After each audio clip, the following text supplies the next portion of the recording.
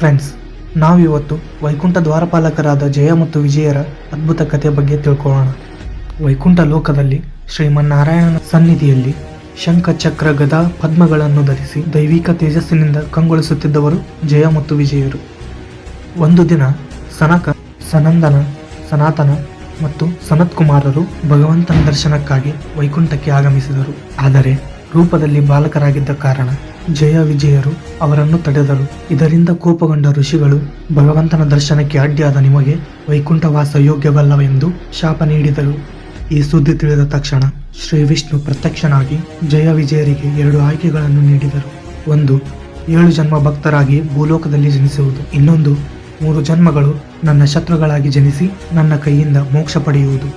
ಭಗವಂತನಿಂದ ದೂರವಾಗುವುದನ್ನು ಸಹಿಸಲಾರದೆ ಜಯ ವಿಜಯರು 3 ಜನ್ಮಗಳ ಶತ್ರು ಮಾರ್ಗವನ್ನು ಆಯ್ಕೆ ಮಾಡಿದರು.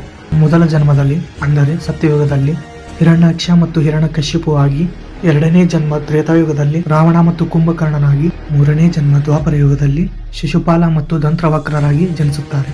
ಈ ಎಲ್ಲ ಜನ್ಮದಲ್ಲೂ ಭಗವಂತನೇ ಅವತರಿಸಿ ಅವರನ್ನು ವಧೆ ಮಾಡಿ ಅವರಿಗೆ ಮೋಕ್ಷವನ್ನು ನೀಡುತ್ತಾನೆ.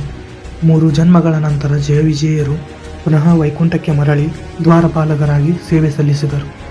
ನೋಡಿದ್ರಲ್ಲ, ಈ ಕಥೆ ನಮಗೆ ಭಕ್ತಿಯಾಗಿರಲಿ, ವೈರವಾಗಿರಲಿ, ಮನಸ್ಸು ಭಗವಂತನಲ್ಲಿ ನೆಲೆಸಿದ್ರೆ ಮೋಕ್ಷ ಖಚಿತ.